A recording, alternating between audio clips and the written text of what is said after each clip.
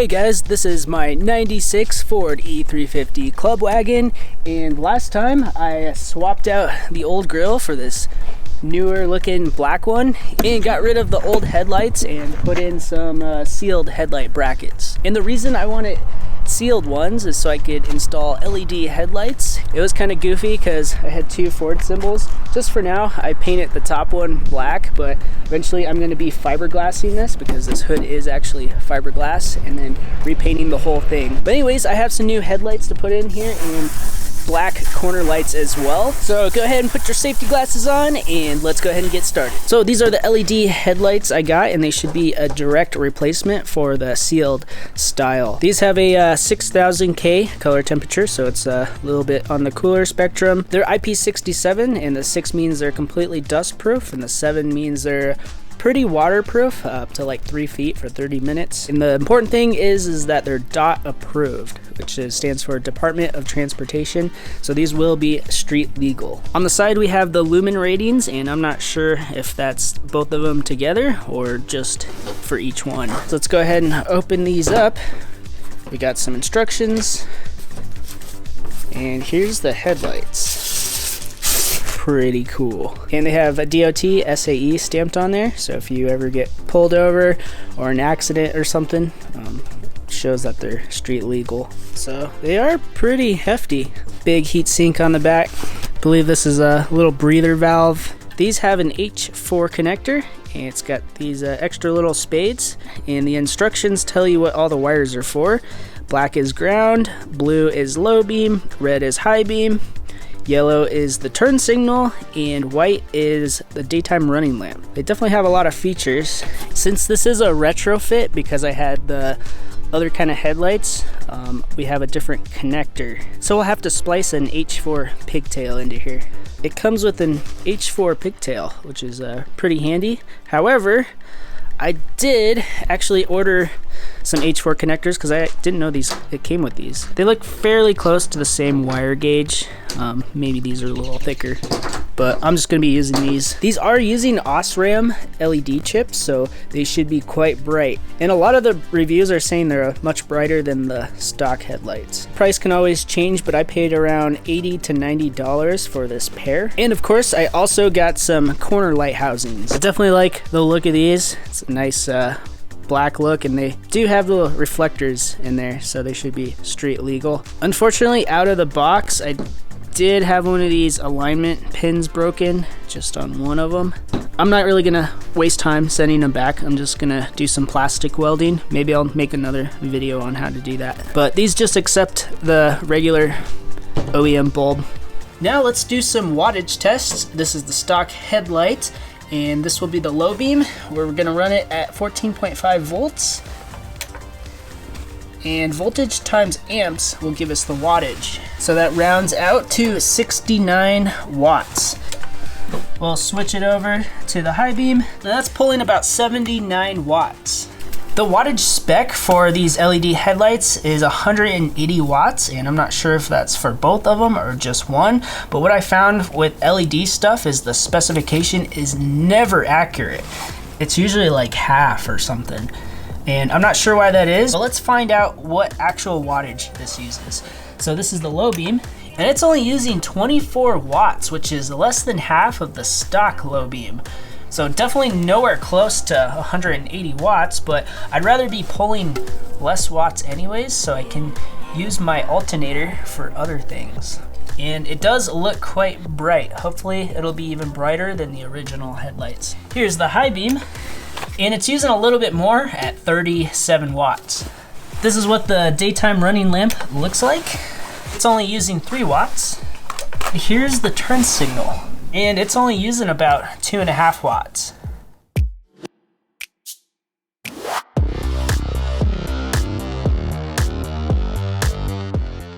It is now time to do a brightness test. Keep in mind that the original housing is a bit cloudy, so that could affect things. We're just going to use a single headlight for this test. And also my camera will be on manual exposure. That little light is on up there, but it'll remain constant. Here's the stock low beam, and I am positioning these lights by hand, but I'll try to keep them in the same spot. This is the stock high beam. Here's the LED low beam, and look at that cutoff. That is nice and sharp. And this is the LED high beam. It is quite bright. And here's the daytime running lamp.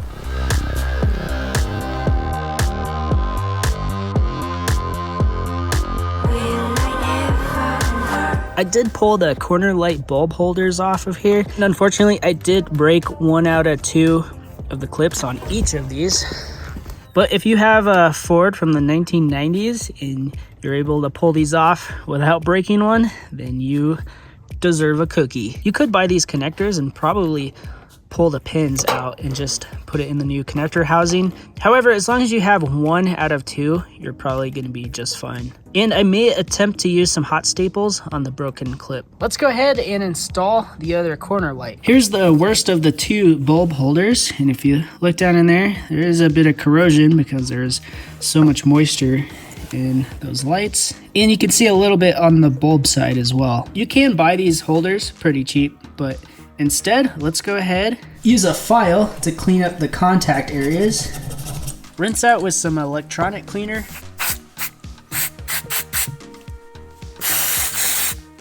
And then insert and remove the bulb like, I don't know, 10 or 20 times.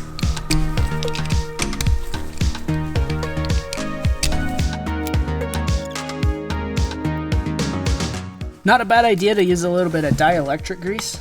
This will keep it from corroding any further. If you did touch the bulb lens with your bare hands, you probably got a lot of finger grease on there, so I'll just use an alcohol prep pad, because if you leave the oils from your fingers on there, it'll actually darken the glass. Here's the housing with the broken off alignment tab, and you actually need to remove these rubber things. And I believe they're just to help protect them from getting broken, but obviously it didn't work. Now it's time to install the lights, so let's go ahead and get this cover off. It's just a 7mm. You can pull the headlight holder bracket off, and it's just 4 Phillips. Just have a bunch of fluid film on here to keep it from rusting. Ideally, it would have been better to do all the wiring while I had everything off, but it still should be doable. To start out, make sure the vehicle is off and that the headlights are not on, or else you're gonna blow a fuse. But I'll just start by cutting all of the wires as closely to the connector as possible. And then I'm gonna see if I can peel back this wire loom. Here's the new connector. I just cut it back a little bit so it's not so long. And then here's the progression. I just stripped it. And I'm going to be using these non-insulated crimps, and I got adhesive lined waterproof heat shrink already pre-cut. Make sure to put these on first because I can't tell you how many times I've crimped stuff on and forgot to put the heat shrink on first. It's horrible. There's a lot of different ways you can make connections, but this is just what I'm using this time. And let me know, guys, if you want to see a more detailed connection video with all of the different kinds, and I'll go into a lot more detail in a video like that. But these crimps just look like that, and you just want to find the smallest one possible, and I'll just slide that over there. And I absolutely love these Klein crimpers. They do insulated and non-insulated crimps, because you can get crimps that already have the heat shrink built in. Then line it up and smush it down. Sure it's nice and crimped good. Give it a nice tug test, make sure it's on there. The same for this one. And of course, you want to be sure you connect the wires correctly. I'll go ahead and strip the factory wires and crimp them together. So we got them all crimped on. We can give them some tug tests, make sure they're all tight. It may be different for different vehicles, and if you got a different H4 connector. So black stays constant all the way through, even on the vehicle side. And then the low beam on the vehicle side is red with a black stripe, and then it goes to white, and then it goes to blue on the headlight. For the high beam, it starts with a green with a black stripe, then goes to blue for the H4 pigtail, and then on the headlight side, it goes to red. Next, we can go ahead and slide our heat shrink into position. Make sure it covers it. I'm just gonna use a heat gun with a little bevel on it and shrink those down. You can also use a lighter as well if you want to. Make sure to keep it moving so you don't melt anything. And for this kind of heat shrink, once you start seeing the glue come out of all the ends, you know you're done. So we'll let that cool down. Stick the wires back into the wire loom. And I'll use some of my own wire loom to cover the rest and have it overlap.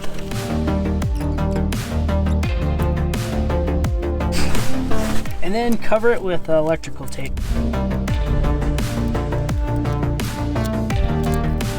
And there we go. We have plenty of room to stuff the wiring back down in here. So I'm not going to hook up the daytime running lamp just yet. I'm actually going to put that on a switch with some other lighting, but that'll be later on.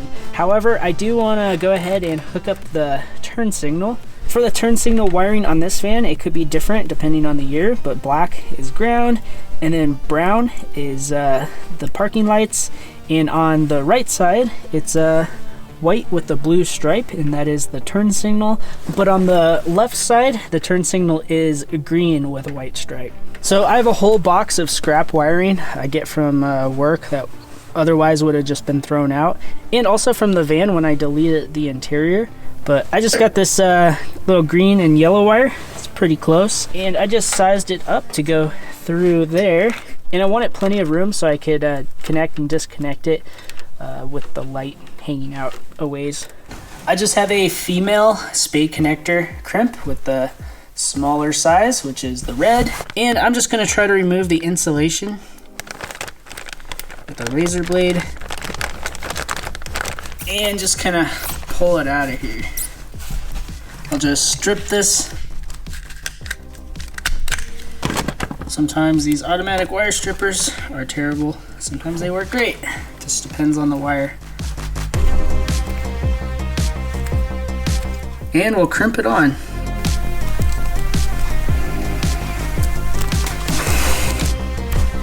Perfect. For this, I'll use a non-adhesive lined heat shrink and just cover the whole spade connector. And I'm not using the adhesive because I don't want it to gum it all up. And then I'll just insert it into some smaller 1/8 inch wire loom. Just because there's a lot of metal edges and stuff where it can rub. So kind of just like the headlight, I crimped it on one wire. That goes to 2 wires. And it is not coming off. And then we'll shrink wrap it. Be very careful not to get the wires below it as much as possible.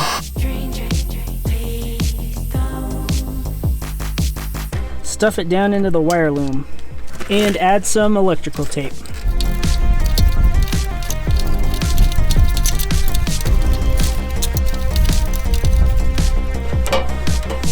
Now we can fish it through. There we go. It's about the same length as the H4 connector. Perfect. Be sure to add a little bit of dielectric grease to the connectors. This is just because the H4 connectors are not exactly waterproof, so we want to have some corrosion resistance on there. We can now make our connections. So I did break the spade on the headlight. Maybe it's not quite the right size, but I'll just throw another one on real quick. And there we go. It was just a mismatch of size, slightly different. Now we can stuff all the wiring back in here.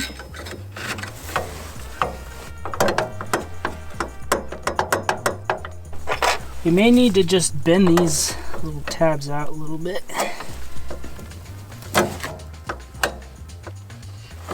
All right, there we go. Now it sits flush. Maybe the vehicle this came from was in an accident and it kind of bent it all up. Now hopefully the bracket will fit over, and it goes on only one way because the screws are closer together up top. That looks pretty good. We'll just screw each one in a little bit. adjust my slip clutch to about 3.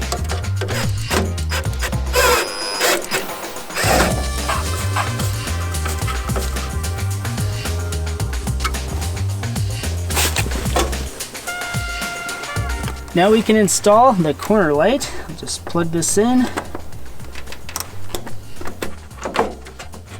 2 T15 Torx screws. And I'll just screw those down by hand. And you just need it a little bit snug. You don't want to crack any plastic. At last we can install the trim on this side. And just hooks in there at the bottom. 2 bolts at the top. And there we go, guys. This side is done, and it's pretty much the exact same for the other side.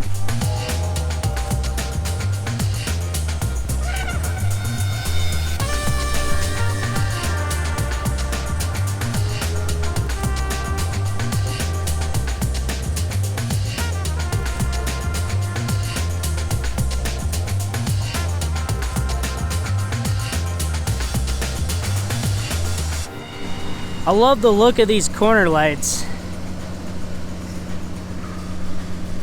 Next, we need to adjust the headlights, and I have it here side by side with my BMW. And this thing has self-leveling headlights, which should be a good comparison. Kind of lined up exactly, it needs to be at the same spot. And as you can tell, these LED headlights are much brighter than the BMW ones. To adjust it, the top screw, we'll move it up and down.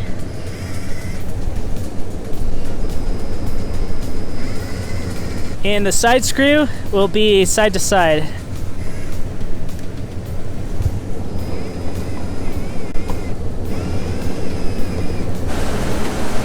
All right, so that's about the same exact height. So let's go ahead and see if that'll work out. High beam comparison, and as you can see, they don't go up as high as the BMW lights for some reason. Also, one more thing is that the back of this is up a little bit because I have everything out pretty much besides a bunch of junk. That'll affect your headlight level as well, but once it's all loaded down, I'll readjust it. And also, I have like 10 cracks on this windshield, so I need to get that fixed before too long. That method of adjusting headlights did not work whatsoever. I can see like 20 feet in front of me. Here's my high beams. So I don't know what happened there. All right, that's more like it. I kind of just adjusted them to the base of that fence out there. There's the high beams. So let's drive around and see if that'll be good. They might need to go down a little bit. Actually, that looks pretty good right there. I'm pretty happy with that. That's the high beam and the low beam. They are quite bright. We could probably even put them up just a little bit. So I think the reason that it didn't work with the BMW is because the lights are physically up higher on the van, and when you're really close to something, I guess that just throws it off. So a better way to do that is to point your lights in a field. So those are the BMW, and this is the van. And it looks like it needs to go up a little higher. Here's the van low beams, and here's the BMW low beams. Looks about the same. But yeah, the beam is like shaped in a way so the left side is further down than the right side, so it keeps it from blinding anyone.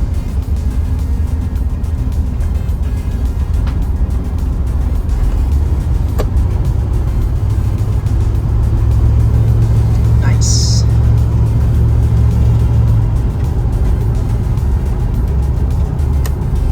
Lastly, I'm going to do a little bit of ceramic coating on these lenses just to keep them from getting yellow and cloudy over time.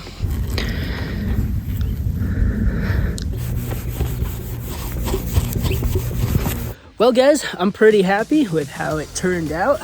I'm definitely a huge fan of the black and white look. I love those LEDs. It's nice and bright for driving at night. And we'll see how long the headlights and the corner lights hold up. But I'll let you guys know if I have any issues with it. And also, I'll be installing a light bar on top of the bumper right there. So stay tuned for that video. And also, I'll be making a lot of videos on this van because I'm converting it into a camper. But anyways, guys, I hope you have found this video useful. And if you want to see more Ford Econoline videos, be sure to hit that subscribe button down below, and I will catch you next time. Peace out.